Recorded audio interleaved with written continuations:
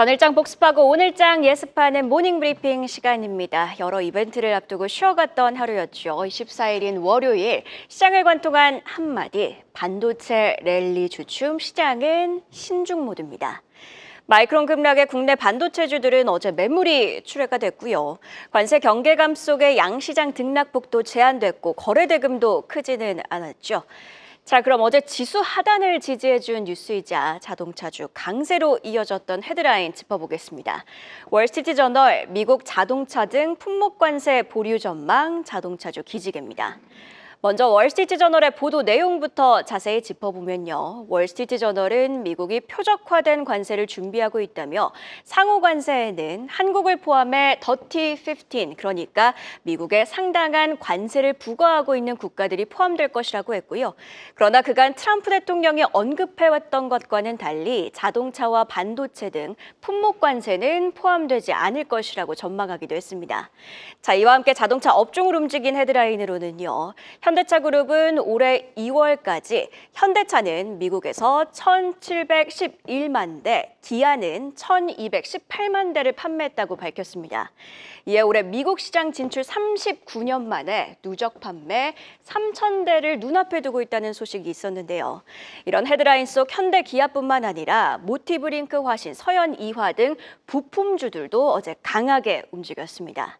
자동차주를 둘러싼 증권가 분위기에도 변화가 감지가 되는데요. 리포트를 중심으로 투자 포인트 짚어보면요. 자, 일단 관세 우려는 반영이 끝났다고 보고 있습니다. 유진투자증권은요. 현대차 그룹의 조정 기간은 8개월로 트럼프 1기 경험을 감안하면 반등 시점이라고 진단을 하기도 했고요. 대신증권은 미국 현지 가동률 상향 그리고 GM과의 협력을 고려하면 추가 하락은 과도하다고 진단하기도 했습니다. 자, 그리고 공매도가 3월 31일부터 재개가 되죠. 대신증권은 외국인들의 자동차 업종 지분율 감소폭은 반도체주 다음으로 컸다며 극히 저평가 상태에 있다는 점을 고려하면 수급 개선도 충분히 기대해 볼 만하다고 진단을 했습니다. 자, 그리고 또 한 가지. 올해는 완성차보단 부품주가 더 탄력적일 거란 전망도 있습니다. DB금융투자는요, 관세 여파 등으로 인한 실적 불안감을 감안하면 완성차주의 주가는 작년의 밸류업 시기보다 움직이기가 어렵다고 봤고요. 그러나 부품주는요, 친환경차 전장화로 포트폴리오가 다양해지고 있고 지역과 고객사도 다변화되고 있어서 매력적이라고 진단을 했는데요. 이와 함께 삼성증권과 유진투자증권은 현대차 그룹의 미국 강화에 있어 함께 수혜를 볼 수 있는, 그러니까 미국 동반 진출 부품사를 주목하기도 했습니다. 자, 그리고요. 간밤 현대차는 미국에 4년간 210억 달러를 투자한다고 밝혔죠. 정의선 회장, 트럼프 대통령과 함께 백악관에서 해당 내용을 발표했고요. 다음 페이지 체크해 볼게요. 트럼프 대통령은 현대차가 어떤 관세도 낼 필요가 없다고 하기도 했습니다. 자, 이런 투자 뉴스가 관세 우려를 불식해서 오늘도 현대차와 현대차 밸류체인주의 상승으로 이어질 수 있을지 함께 체크해 보시죠. 그럼 어제 장 마감 이후에 나온 공시 심수영 캐스터와 체크해 보시죠. 장 마감 이후에 나온 공시 살펴보겠습니다. 우선 신테카 바이오는 미국 신약 개발 회사인 프라그마 바이오와 신약 후보 물질 개발을 위해 최대 45억 원 규모의 계약을 체결했다고 공시했습니다. 계약 기간은 최대 2년 2개월로 2027년 5월까지고요. 이번 계약 금액은 최근 매출액 대비 10% 이상에 해당합니다. 계약 조건 중에는 프라그마 바이오가 비용을 지불하지 못할 경우 신테카 바이오 측이 개발 물질을 소유하게 된다고 명시한 점이 특징적이었는데요. 이번 계약 내용이 어떤 내용인지도 살펴보면요. 한마디로 프라그마 바이오가 보유한 장내 미생물 유래 물질로 염증성 장 질환 치료제를 개발하기 위한 계약인데요.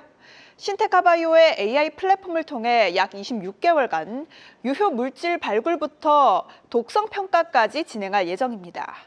이번 공시에 신테카 바이오 시간외에서 상한가 터치했습니다. 다음으로 지난 2월 일라이릴리와의 계약 체결 이후 크게 올랐던 종목이죠. 올릭스가 80억 원 규모의 전환 청구권을 행사한다고 공시했습니다. 이번 전환 청구권 행사로 약 49만 3천 주가 신규 상장될 예정인데요. 이는 발행 주식 총수 대비 2.58%에 해당하는 규모입니다. 상장 예정일은 오는 4월 10일이고요. 전환가액은 주당 16,283원입니다. 해당 공시에 어제 시간외에서 4.26% 하락했는데요. 관련 전망 이어지는 분석에서 더 자세히 살펴보시죠. 네, 이렇게 어제 장 마감 이후에 나온 공시 심수영 캐스터와 함께 짚어봤는데요. 계속해서 증시 모닝 브리핑 헤르메스 스타카창한 본부장과 이야기 나눠보도록 하겠습니다. 자, 앞서 살펴보신 공시 중에 신테카 바이오가 45억 원 규모의 신약 후보 물질 개발 계약을 체결했습니다. 최근 매출액 대비 10%에 해당하는 규모이고요. 또 해당 소식에 시간의 거래에서는 상한가에 안착했습니다. 오늘 장은 아무래도 갭으로 출발하겠죠, 갭상승으로? 네, 갭으로 출발할 확률이 좀 높다라고 생각을 하고 있고요. 이게 이제 플랫폼에 대한 좀 기대감이 높아질 수 있다라는 부분으로 해석을 해본다면은 추가적인 뭐 상승 여력이 있지 않을까 싶습니다. 공시 내용만 놓고 보고 이거 외에 다른 내용들이 없다라고 한다면 사실 단발성으로 끝날 확률도 배제할 수가 없어요. 근데 지금 중요한 게 바이오 유럽 2025에 참가를 한 상황이고 지금 다른 회사들과 1대1 미팅을 상당히 많이 하고 있다라는 기사가 나와 있거든요. 그래서 한 35건이 성사가 됐다라고 하니까 추가적인 사실 이런 플랫폼 계약이라든지 뭐 이제 개발에 대한 계약 체결이 또 나올 수가 있죠. 그럼 그런 기대감 자체도 붙어 있는 상황이기 때문에 모멘텀 자체가 더 붙어줄 수 있는 거고 이미 계약이 됐다라는 거는 그만큼 이거에 대한 수요가 있다라는 거거든요. 그래서 이 얘기가 잘 되기 시작을 하면 이게 사실상 어느 정도까지 이 기대감이 높아질지는 좀 체크를 해봐야 되지 않을까 생각을 하고 있고요. 또 이번에 바이오럽에 참가했을 때는 AI 신약에 대한 개발 플랫폼이 굉장히 좀 활용 가능성이 크게 부각이 되지 않을까라는 분석도 꽤 있었기 때문에 거기에 맞게끔 좀 세팅이 되어 있다라고 보시면 좋을 것 같고 또 6건의 NDA 체결을 위한 논의를 진행을 하고 있다라고 합니다. 요거 중에서 뭐 한두 개만 더 나오더라도 사실상 주가 트리거가 굉장히 강해질 수 있죠. 최근에 바이오 같은 경우는 이슈에 따라서 정말 주가가 엄청나게 뭐 왔다 갔다 하잖아요. 그러다 보니까 해당 내용이 나오게 된다면 뭐 큰 좀 파장이 있지 않을까 개인적으로 생각을 하고 있습니다. 네, 오늘 살펴봐야 될 뉴스 가운데 테슬라가 차세대 배터리 생산 공장이죠. 네. 번식 공정 도입하기로 했다. 이런 뉴스들이 시장에 나왔는데요. 공식 발표 아닙니다. 이 뉴스에서 우리 투자자들이 뭘 챙겨봐야 될까요? 또 이게 타이밍이 공교롭게 오늘 네. 테슬라가 또 굉장히 크게 급등을 그러니까요. 했거든요. 물론 뭐 고점에서 떨어진 거 생각해보면 이게 오른 거냐라고 생각을 하실 수 있겠지만 어쨌든 저점 대비했을 때 꽤 올랐고 오늘 같은 경우에 좀 큰 상승이 있었습니다. 그래서 이 건식 전극 기술을 활용한 이 공정 같은 경우는 사실상 기대감이 굉장히 좀 높다라고 보여지는데요. 우리가 이때까지는 전기차를 과연 어떻게 이렇게 단가를 낮추는 걸까에 대한 의문점을 그냥 한 방에 해소시켜주는 기술이라고 보시면 됩니다. 뭐 인력도 뭐 많이 줄어들고 시간, 뭐 재료 여러 가지 부분에서 다 줄어드는 그런 기술이기 때문에 사실상 기대감이 높아질 수 있는 부분이라고 보시면 될 것 같고 또 테슬라가 올라간 게 이거에 대한 기대감 그리고 이제 FSD 가입자가 늘어나는 것들 그리고 중국 쪽에서 하드웨어 모델 3.0 그리고 4.0 공개된 그런 내용들이 한 번에 복합적으로 작용을 하면서 주가가 크게 상승을 했거든요. 그러다 보니까 오늘 이런 건식 기술을 가지고 있는 뭐 LG에너지솔루션 뭐 관련된 그런 종목군들이라든지 아니면 또 4680 배터리와 연관되어 있는 뭐 대주전자재료, 뭐 TCC 스틸, 뭐 상신 EDP 이런 종목군들 같이도 사실상 수급이 한 번 정도는 좀 세게 돌 수 있지 않을까 싶어요. 게다가 미국장이 상당히 좀 견조하다라는 거는 이제 보스틱 여는 총재도 좀 발언을 좀 해준 부분이 있고요. 또 서비스 구매자 관리자 지수가 너무 잘 나왔기 때문에 그런 내용들을 좀 복합적으로 봤을 때 또 야간 선물까지 본다라면 분위기가 좋을 거고 그럼 이제 이슈가 어느 쪽으로 쏠리느냐가 중요한데 어쨌든 이제 S&P에서 단연 돋보였던 게 테슬라라는 거죠. 그러다 보니까 이 기사가 금일 장중에는 좀 반영이 될 확률이 상당히 좀 높지 않을까라고 개인적으로 생각을 하고 있고요. 이 건식 공장으로 전환을 하게 됐을 때 10억 달러 이상의 이런 비용이 절감이 된다라고 하고 이게 거의 이제 계속적으로 진행이 될 거기 때문에 뭐 추가적인 기대감들은 좀 있을 것 같고요. 대신에 이제 수율이 문제죠. 과연 이 수율을 이렇게 대량 생산할 수 있게끔 진행이 될 것이냐에 대한 부분인데 요거는 업데이트가 조금 필요한 내용이기 때문에 점진적으로 이런 방향으로 나아가는 부분을 좀 체크를 해봐야 되지 않을까 생각을 하고 있습니다. 질문을 하나 더 드리면은 이 테슬라가 잘 나가면 보통 배터리주 다 잘 가긴 한데 네. 건식 공정 때문에 지금 우리 증시에서는 좀 헷갈리거든요. 왜냐하면 이게 우리 증시에 좀 안 좋을 수 있다라는 얘기들도 나오고 있는데 이거는 왜 그렇습니까? 사실상 진짜 우리나라가 지금 테슬라의 건식 공정뿐만 아니라 뭐 중국에서도 사실 상당히 좀 밀릴 수 있는 상황이 됐잖아요. 왜냐면 예. BYD가 5분 만에 충전을 해버리니까 과연 우리나라 배터리를 쓸 것이냐 이런 내용들도 좀 있는 상황이고 또 워낙 실적도 안 좋고 또 대차 잔고에 대한 여러 가지 부분까지 다 생각을 해야 되는 상황이거든요.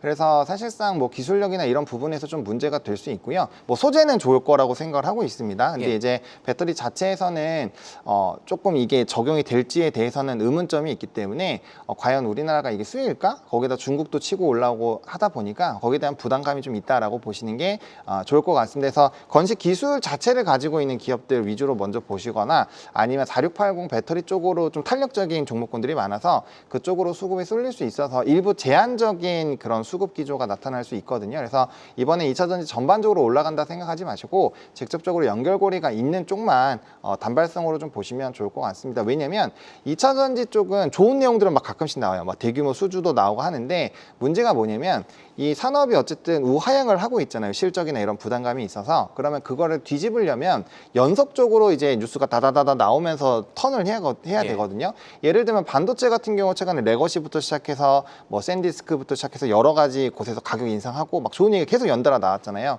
그 정도는 나와야 뒤집어지는데 2차 전지는 단발성으로 좋은 얘기 나왔다가 또 한참 있다가 또 나오고 이런 상황이라서 이게 연속적으로 움직이기가 좀 어렵거든요. 그렇기 때문에 이번에도 약간은 좀 단발성으로 보시는 게 맞지 않을까까지 좀 첨언을 드려보도록 하겠습니다. 그래도 만약에 이 투자 아이디를 찾는다면은 배터리 전체보다는 양극재라든가 소재 기업 쪽에는 조금 호재다 이렇게 봐야 되는가요? 네, 저는 뭐 개인적으로는 소재 쪽에는 긍정적인 영향이 되지 않을까 생각하고 있습니다.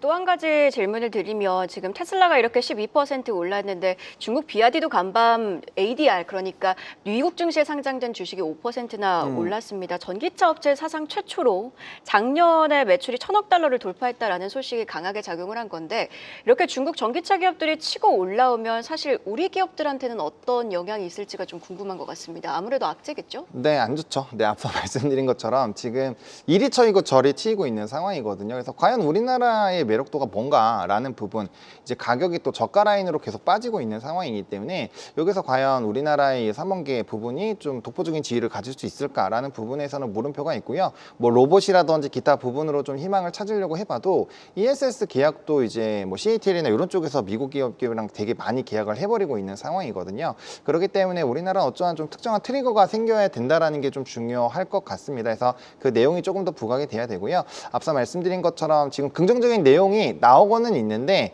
그게 이제 한 번씩 논아서 나오기 때문에 좀 누적이 많이 돼야 한 번에 좀 턴 흐름이 나오지 않을까 생각을 하고 있고요. 일단 미국이랑 중국이 잘 나가면 기본적으로 별로 좋지 않다라고 생각하시는 게 맞습니다. 네, 이렇게 전반적으로 2차 전지주 이야기 한번 들어봤고요. 이외에도 오늘 장에 주목할 만한 종목 하나 더 짚어보도록 하겠습니다. 관련해서 이구산업 가지고 오셨는데 아무래도 구리 상승이랑 관련이 있겠죠? 네, 뭐 구리 가격 같은 경우는 이제 LME 기준으로 봤을 때 만을 돌파를 했다가 조금 하회를 했죠. 그래서 지금 9,953 정도로 마무리가 오늘은 됐는데요.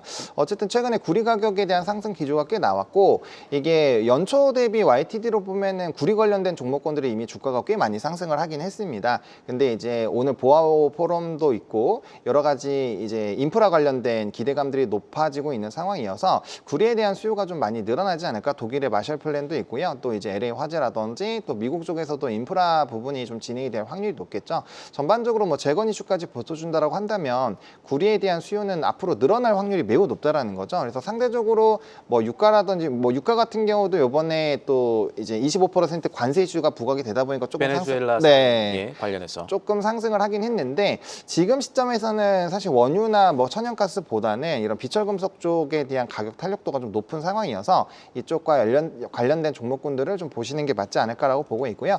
또 비철금속 관련된 종목군들 중에서도 이제 알래스카와 관련된 부분들은 또 꽤 탄력적으로 움직였기 때문에 아마 오리지널 원자재 쪽으로도 순환매가 나올 확률이 좀 있고 또 원자재 광물에 대한 또 추가 협정을 할 것이다라는 내용도 또 속보로 나왔기 때문에 그런 내용들이 좀 곁들여진다면 확실히 광물 쪽에 대한 이슈는 좀 부각이 될 확률이 높다라고 개인적으로 생각을 하고 있습니다.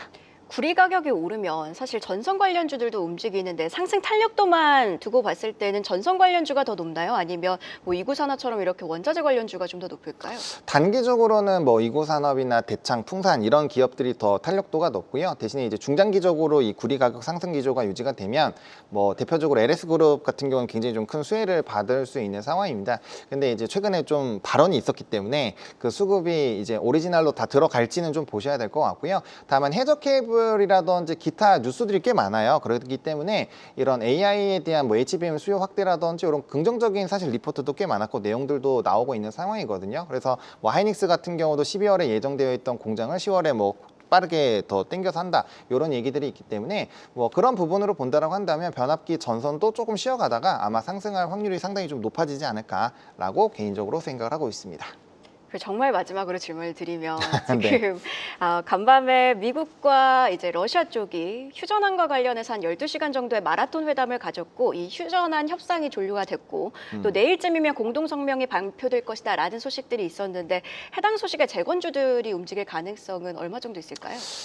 일단은 가능성은 뭐 상당히 높다라고 보시면 될 것 같습니다. 다만 이제 이게 실질적으로 이전에는 이제 종전 기대감으로 계속적으로 테마성으로 움직였다라고 한다면 이제는 그런 것들이 굉장히 중요하겠죠. 실질적으로 우리가 그 이제 지역에 진출해서 실질적인 실적을 낼 수 있는가 그런 부분들을 좀 보셔야 될 거기 때문에 아마 이전처럼 뭐 이제 대부분의 종목군들이 가기보다는 직접적으로 좀 연결고리가 좀 짙은 그런 종목군들 위주로 움직임이 나타날 수 있을 것 같아서 수급적인 부분을 잘 체크를 해보셔야 되지 않을까 생각을 하고 있습니다. 네, 이렇게 증시 모닝 브리핑 오늘은 헤르메스 스탁 하창한 본부장과 함께 이야기 나눠봤습니다. 고맙습니다. 감사합니다. 계속해서 다양한 경제 이슈를 알고 싶다면 구독과 좋아요, 알림 설정 부탁드립니다. AI 캐스터 권미정이었습니다.